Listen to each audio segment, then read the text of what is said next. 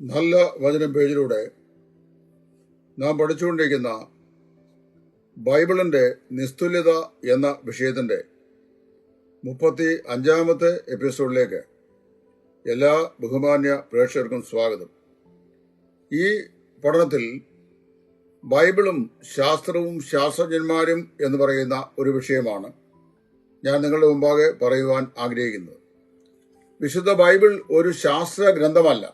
അതായത് പ്രപഞ്ചശാസ്ത്രത്തെ സംബന്ധിച്ചോ സാമൂഹ്യ ശാസ്ത്രത്തെ സംബന്ധിച്ചോ അല്ലെങ്കിൽ ഭൗതിക ശാസ്ത്രം, ജീവശാസ്ത്രം, രസതന്ത്ര ശാസ്ത്രം ഇങ്ങനെയുള്ള ശാസ്ത്രത്തിന് വേണ്ടി എഴുതപ്പെട്ട പുസ്തകമല്ല. എന്നാലും ഈ പറയപ്പെട്ട എല്ലാ ശാസ്ത്രീയ സത്യങ്ങളും വിശുദ്ധ ബൈബിളിൽ ഒരു നിലയിൽ അല്ലെങ്കിൽ വേറെ നിലയിൽ പരാമർശിച്ചിട്ടുണ്ട് എന്നുള്ളത് ബൈബിൾ ഒരു ശാസ്ത്രീയ ഗ്രന്ഥം ആണ് എന്നതിലേക്കുള്ള ഊന്നൽ നൽകുന്നു. ദൈവവിശ്വാസികളായ ധാരാളം ശാസ്ത്രജ്ഞന്മാരെയും വേദപുസ്തകത്തെ ദൈവനിശ്വാസിയ ഗ്രന്ഥമായി കണക്കാക്കുന്ന ശാസ്ത്രപടുക്കളെയും ചരിത്രത്തിലൂടെ നമുക്ക് മനസ്സിലാക്കുവാൻ സാധിക്കുന്നുണ്ട്. ഭൂമിയുടെ നിലനിൽപ്പ് സംബന്ധിച്ച് ദീർഘകാലങ്ങൾ ശാസ്ത്രലോകവും വിശ്വസിച്ചു വന്നിരുന്നത് ഭൂമി പരന്നതാണെന്നാണ്. എന്നാൽ ഗലീലിയോ എന്ന് പറയുന്ന ശാസ്ത്രജ്ഞനാണ് ഭൂമി ഗോളാകൃതി പോണ്ടതാണെന്നും അത് പരന്നതല്ലെന്നും പ്രസ്താവിച്ചത്.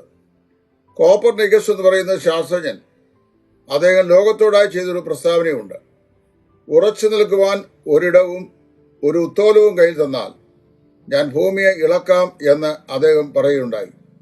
അദ്ദേഹത്തിന്റെ ആശയത്തിന്റെ പിന്നിൽ ഭൂമി പരന്നതല്ല, ഗോളാകൃതി പോണ്ട ഒരു ഗോളമാണ് എന്നുള്ള പ്രസ്താവനയായിരുന്നു. ഗലീലിയോ ഭൂമി പരന്നതല്ല ഉരുണ്ടതാണെന്ന് പറഞ്ഞതിനാണ് കത്തോലിക്ക മതം അദ്ദേഹത്തെ കൽത്തുറങ്കിലടക്കി പിന്നീട് കൊന്നുകളഞ്ഞത്. അതിനുശേഷം നമ്മളെല്ലാവരും ഇതുപോലെ 20-ാം നൂറ്റാണ്ടിന്റെ ഉത്തരാർദ്ധത്തിലാണ് ജോൺ പോൾ സെക്കൻഡ് മാർപ്പാപ്പ ഗലീലിയോയെ കുറ്റപ്പെടുത്തി കൊലക്കുറ്റം ചുമത്തി കൊന്നുകളഞ്ഞതിന് ലോകത്തോട് മേയാ കുൾപ്പ എൻ്റെ പിഴ എന്ന് പറഞ്ഞുകൊണ്ട് അദ്ദേഹം ഏറ്റുപറയുകയും ക്ഷമ പറയുകയും ചെയ്ത് നമുക്ക് അറിയാം. ഇയ്യോബിന്റെ പുസ്തകം 26:7 അവൻ ഭൂമിയെ നാസ്തിത്വത്തിന്മേൽ തൂക്കിയിരിക്കുന്നു എന്ന് പ്രഖ്യാപിക്കുന്നു. എബ്രായർ 1:3 ദൈവം തന്റെ ശക്തിയുള്ള വചനത്താൽ ഈ ഭൂമിയെ അല്ലെങ്കിൽ പ്രപഞ്ചത്തെ കാക്കുന്നു, പരിപാലിക്കുന്നു, വഹിക്കുന്നു എന്ന് പറഞ്ഞിട്ടുണ്ട്.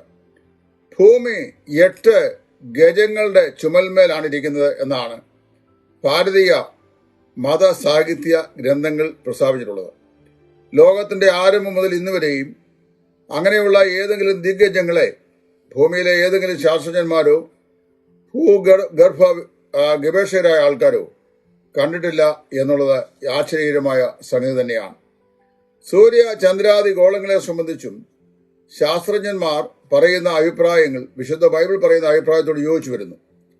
സൂര്യ ചന്ദ്രാദികൾ കേവലം ഭൂമിയെപ്പോലെയുള്ള സൃഷ്ടികോളങ്ങൾ മാത്രമാണെന്നും അവ ഭൂമിയെപ്പോലെ ഒരു നാൾ നശിച്ചു പോകാനുള്ളതാണെന്നും ബൈബിൾ വളരെ വ്യക്തമായി പ്രസ്താവിച്ചിട്ടുണ്ട്.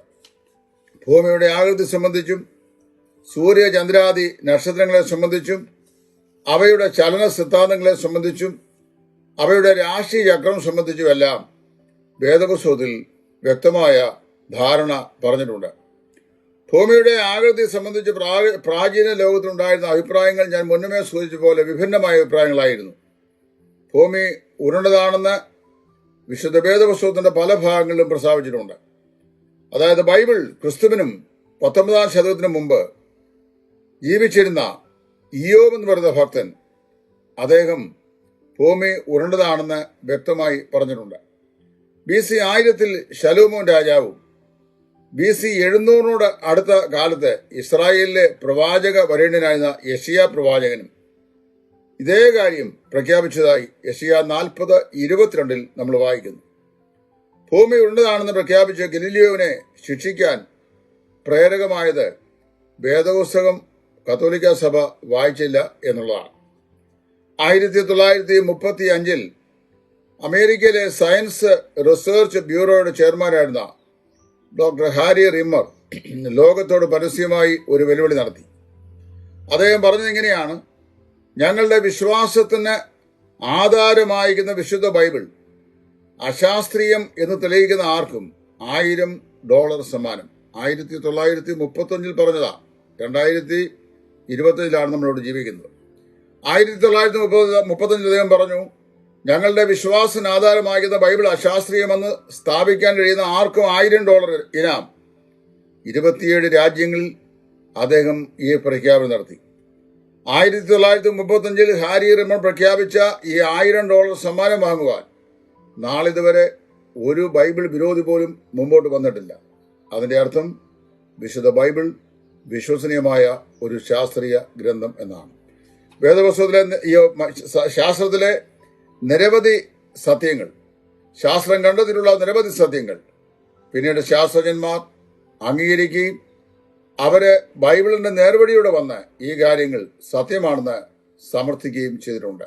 ഏതു നിലയിലും ബൈബിൾ ശാസ്ത്രലോകത്തും നിസ്തുല്യമായ ഒരു ഗ്രന്ഥമായി അവശേഷിക്കുന്നു എന്നുള്ളത് വളരെ ചാരിതാർത്ഥ്യം നൽകുന്ന ഒരു സന്ദേശം തന്നെയാണ്.